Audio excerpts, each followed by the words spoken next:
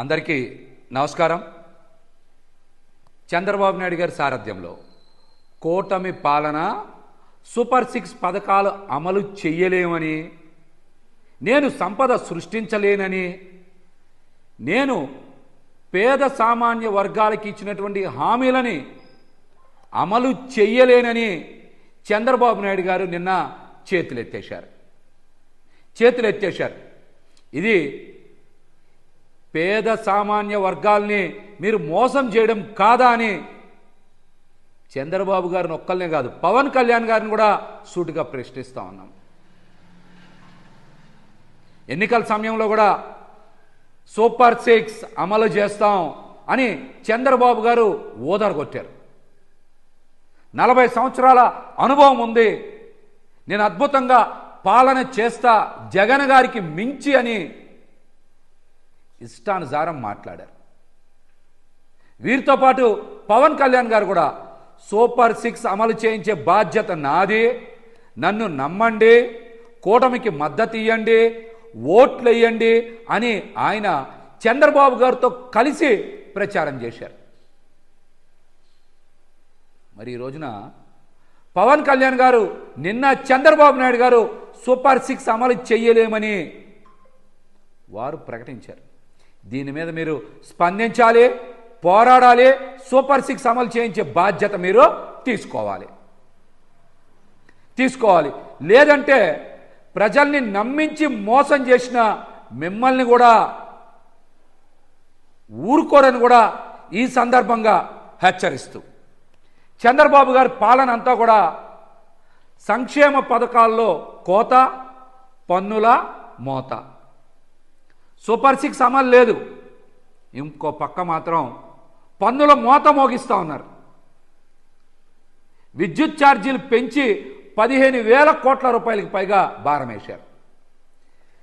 రాష్ట్రంలో ఇప్పటికే వ్యాపారాలు లేక ఇబ్బందులు పడుతూ ఉంటే ప్రజల మీద మరొక పిడుగు రేపు ఫిబ్రవరి 1న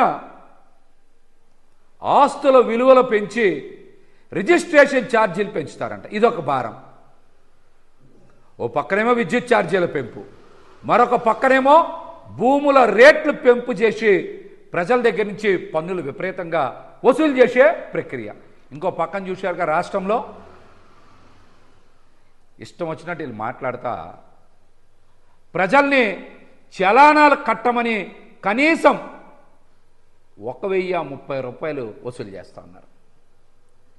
పాత చలానాలు కూడా కడితేనే మీరు ఇక్కడి నుంచి వెళ్ళండి అని చెప్పి ప్రజల్ని నానా ఇబ్బందులు పెడతా ఉన్నారు. ఏ నియోజకవర్గంలో చూసినా, ఏ సెంటర్లో చూసినా, ఏ సందుగొందులో చూసినా పోలీస్ శాఖ వారు ప్రజల్ని తీవ్ర ఇబ్బందులు గురి చేసి చలానాలు వసూలు చేస్తున్న మాట వాస్తవం.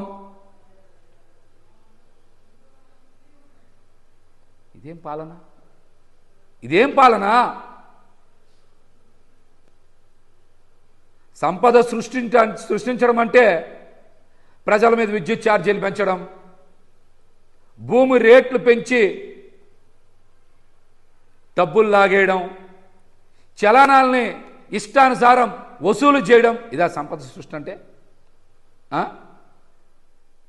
నేను గతంలో కూడా చెప్పాను, 4-5 నెలల కిందట చంద్రబాబు గారు పవన్ కళ్యాణ్ గారు ఇద్దరు వచ్చి జగన్మోహన్ రెడ్డి గారి దగ్గర మీరు ట్యూషన్ చెప్పించుకోండి అని.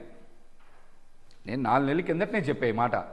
చంద్రబాబు గారు పవన్ కళ్యాణ్ గారు వచ్చి జగన్మోహన్ రెడ్డి గారి దగ్గర మీరు ట్యూషన్ చెప్పించుకోండి, ట్యూషన్ చెప్పించుకుంటే బటన్ ఎలా నొక్కాలో తెలుస్తుంది అని చెప్పారు. జగన్మోహన్ రెడ్డి గారు బటన్ నొక్కడంలో సెంచరీకి మించి బటన్ నొక్కారు. జగన్మోహన్ రెడ్డి గారు సెంచరీకి మించి బటన్ నొక్కితే చంద్రబాబు గారు పవన్ కళ్యాణ్ గారు డక్అవుట్ అయ్యారు. వాళ్ళిద్దరు ఒక్క పథకం కూడా అమలు చేయాల, డక్అవుట్ అయ్యారు.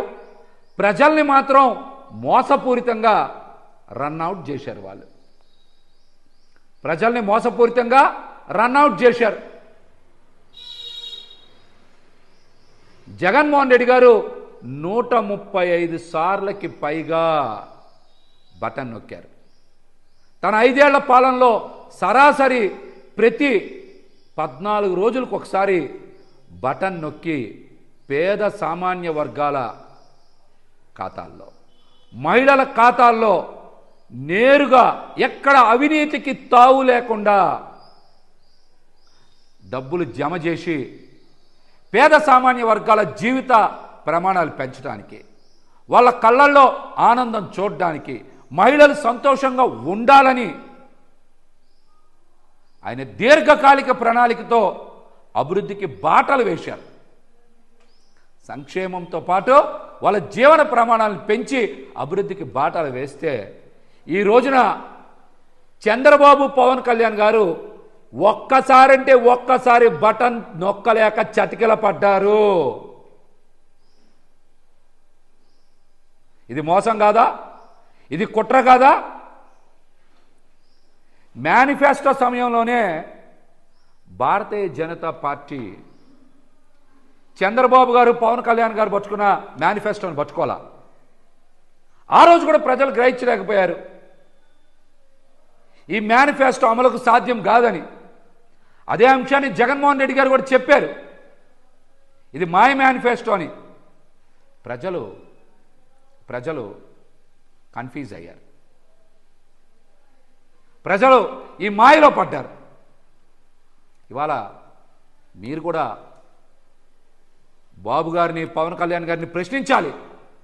ఆ మేనిఫెస్టో అమలుకు సాధ్యం కాదని ఆ రోజే బీజేపీ పెద్దలు కూడా చెప్పారు కదా, అందుకనే కదా మేనిఫెస్టో ముట్టుకోవాలా.